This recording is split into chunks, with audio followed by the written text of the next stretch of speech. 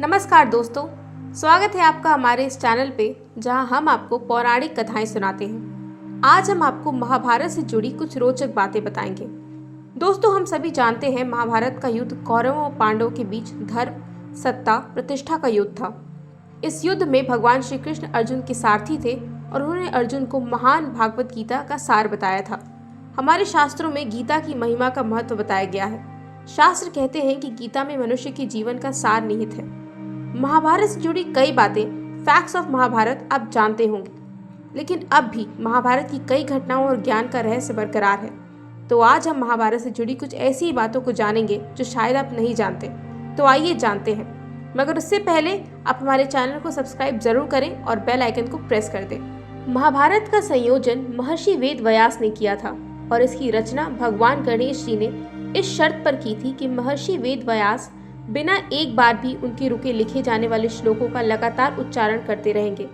फिर वेद व्यास ने भी एक शर्त रखी थी कि वे श्लोकों का अर्थ समझने के साथ ही उसका उच्चारण करेंगे, लेकिन गणेश उन्हें अपने दिमाग में व्याख्या किए बिना नहीं लिखेंगे। इसीलिए इस तरीके से पूरे महाकाव्य में कभी कभी वेद व्यास कठिन श्लोकों का उच्चारण करते, जिसे समझने में गणेश को वक्त लग जाता और उसी समय वेद व्यास थोड़ा विश्राम कर लेते थे। शांतनु भीष्म पितामह के पिता थे। इनका विवाह गंगा से हुआ था। अपने अगले जन्म में शांतनु राजा महाभीष थे। वे ब्रह्मा की सेवा करने गए, जहां उन्होंने गंगा को देखा और उनकी तरफ आकर्षित हो गए। इसी बीच ब्रह्मा ने उन्हें श्राप दे दिया और नरक में जाने को कहा, जिसकी वजह से वे अपने अगले जन्म में विराजा प्रदीप के पुत्र शांतनु के रूप में पृथ्वी पर आए और गंगा से विवाह किया। लेकिन गंगा ने शांतनु से वचन लिया कि वे कभी भी उनसे कोई भी प्रश्न नहीं पूछेंगे। शांतनु इस बात पर सहमत हो गए। उन्हें 8 बच्चे हुए और पहले 7 बच्चों को गंगा ने नदी में डुबो दिया। उन्होंने कभी भी कोई प्रश्न नहीं पूछा, लेकिन जब गंगा अपने 8वें बच्चे को डुबो रही थी, वे क्रोध से भर उठे और गंगा से इसकी वजह पूछी। तब गंगा ने उनसे उनके पिछले जन्म और भगवान ब्रह्मा के श्राप के बारे में बताया, जिसके बाद वो उनके 8वें बच्चे के साथ चली गई। कुंती ने अपने बचपन में ऋषि दुर्वासा की सेवा की थी। वे कुंती की सेवा से प्रसन्न हुए और उसे एक चमत्कारी मंत्र बताया। इस मंत्र के माध्यम से कुंती किसी भी भगवान से बच्चा मांग सकती थी। इसीलिए विवाह के पहले कुंती ने सूर्य देव से शिशु की मांग की और कर्ण का जन्म हुआ।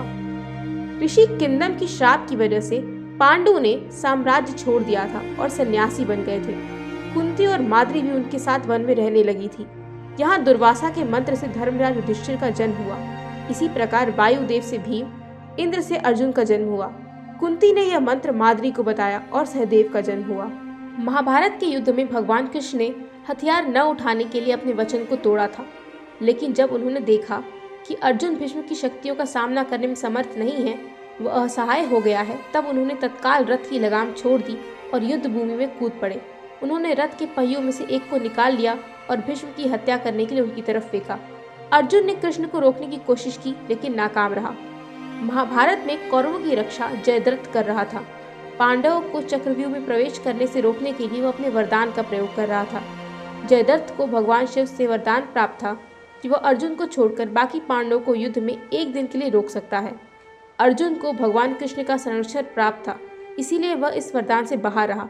लेकिन जब अर्जुन के पुत्र की चक्रव्यूह में हत्या हुई, तब बाद में अर्जुन ने जयद्रथ को अपने बाण से मार डाला। महाभारत युद्ध में 18 का बहुत ही महत्व है। जैसे ऋषि वेद व्यास ने महाभारत ग्रंथ की रचना की, जिसमें कुल 18 पर्व हैं। आदि, सभा, वन, विराट, उद्योग, भीष्म, द्रोण, अश्वमेधिक, महाप्रस्थानिक, सौप्तिक, स्त्री, शांति, अनुशासन, मौसल, कर्ण, शल्य, स्वर्गारोहण, आश्रमवासिक। भागवत गीता में 18 अध्याय हैं और महाभारत पुस्तक में भी 18 अध्याय ही हैं। कृष्ण ने कुल 18 दिन तक अर्जुन को ज्ञान दिया। 18 दिन तक की युद्ध चला। गीता में भी 18 अध्याय हैं।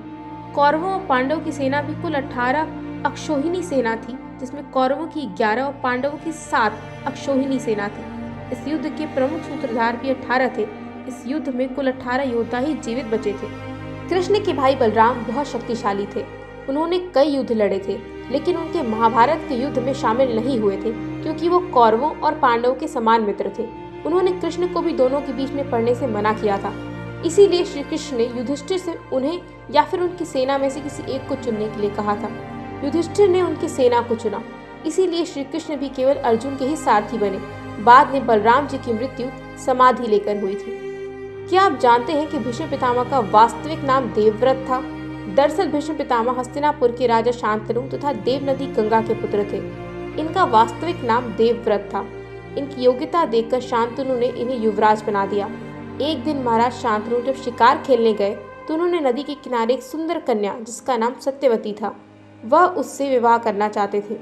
सत्यवती के पिता निषाद राज तैयार तो हो गए, पर उन्होंने ये शर्त रखी कि मेरी पुत्री से उत्पन्न संतान ही आपके राज्य की अधिकारी हो। लेकिन शांतनु ने यह शर्त अस्वीकार कर दी क्योंकि वे पहले ही देवव्रत को युवराज बना चुके थे। दोस्तों, आपको हमारी वीडियो कैसी लगी हमें कमेंट करके ज़रूर बताएं। आप और कौन सी पौराणिक कथाएं सुनना चाहते हैं हमें कमेंट करके ज़रूर बताएं। धन्यवाद।